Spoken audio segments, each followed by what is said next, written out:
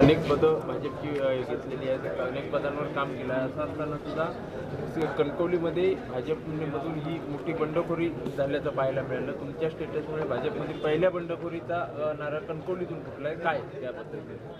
नाही, फुटला म्हणजे तेच सांगतो, वरिष्ठांनी मला फोडायला लावला. माझी इच्छा नव्हती नारळ फोडायचा. राणेसाहेबांच्या कोर्टामध्ये चेंडू जाणार होता, पण तो चेंडू कोर्टात गेलाच नाही. मध्येच कॅच घेतली आणि मी बोल्ड झालो.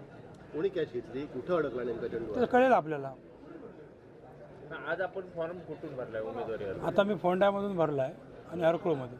तुमची उमेदवारी डावलला म्हणजे नेमकं कोण आहे? कोणी डावलली उमेदवारी? पक्षश्रेष्ठी म्हणजे जे नेमकं कोण? परीक्षा वरिष्ठ असतात ते.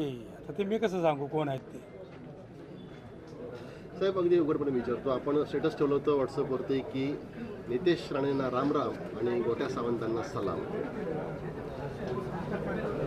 राणेंची निष्ठावान कार्यकर्ते म्हणून तुम्ही राणे समर्थक म्हणून आजवर काम केलेलं आहे आणि अशावेळी तुम्ही थेट नितेश राणेंवरती बोट दाखवलाय, अंगुलनिर्देश केला होता.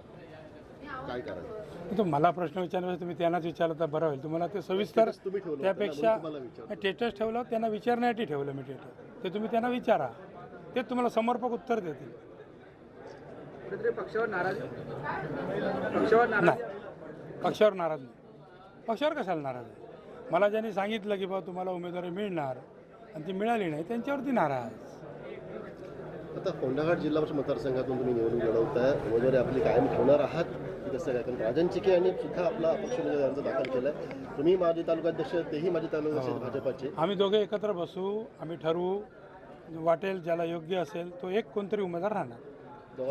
हो, राजन चिके किंवा संतोष पांडे हो, हे दोन्ही. दोघांपैकी खरं आम्हाला दोघांनाही शब्द दिलेला होता आणि दोघांनाही बाहेरचा दरवाजा दाखवलेला आहे. त्यामुळे कुठेतरी काहीतरी आम्हालाही दाखवावं लागेल ना. हरकुळमध्ये पण तुम्ही उमेदवारी लढवणार की माघार घेणार? बघू, ती वेळ ठरवेल. हो, कासारड्यामधून मला इच्छुक केलं गेलं होतं जाणून बुजून. तो माझा मतदारसंघ नाही, त्या ठिकाणी माझं गाव नाही, माझं गाव फोंड्यामध्ये मोडतो. तरी पण मला सांगितलं होतं की बाबा तुम्ही इच्छुक आहात, तुम्हाला आपण तिकीट देऊन तिथून निवडून आणू. कोणी इच्छुक केलं होतं तुम्हाला?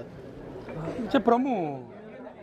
तुम्ही पक्षश्रेष्ठी म्हणताय, प्रमुख म्हणताय, हो. नाव का घेत नाही मग? जे प्रमुख ठरवतात तेच. काल या एकूणच घडामोडींच्या पार्श्वभूमीवर तुम्ही गोट्या सावंतांची पण काल भेट घेतल्याची माहिती समोर येते. त्यांच्याशी काय चर्चा आहे? नाही, काय चर्चा नाही झाली, पण गोट्या सावंत हे कार्यकर्ते आम्ही एकत्र काम केलं आहे. काल मला त्यांची आठवण आली. तुमचं दुसरी लाईन होती त्याच्यामध्ये की गोट्या सावंतांना सलाम. सलाम. ह्या लाईनचा अर्थ काय मग? तेच म्हणतो, गोट्या सावंतांची मला आठवण आली, कारण आम्ही एकत्र काम केलेलं होतं. ज्यावेळी मला डावललं गेलं त्यावेळी मला गोट्या सावंतांची आठवण आली. काय नेमकं काय कारण? तर आली आठवण. आता काय ते कारण काय असू शकतं? इतके दिवस नाही आली, आजच आली का? आली. यापुढे आपण कसं म्हणजे भाजपामध्ये असणार आहात की पक्ष सोडणार? नाही, मी भाजपमध्येच आहे. कुणी सांगितलं मी बाहेर गेलो म्हणून? मग भाजपमध्ये बंडखोरी केल्याच्या कारणावर कारवाई होईल, वरिष्ठांवर चर्चा होईल. चर्चा झाल्यानंतर त्यांनी सांगितलं की बाबा तुम्हाला भरता येणार नाही, आम्ही राजीनामे देऊ. पर्याय आहे ना आपल्याकडे. त्यांनी सांगितलं बाबा तुम्ही पक्षाचे राजीनामे देऊ आणि स्वबळावर लढू. धन्यवाद. चला. ताज्या अपडेट्स आणि ताज्या बातम्यांसाठी आजच सबस्क्राईब करा आपला सिंधुदुर्ग डिजिटल न्यूज चॅनेल.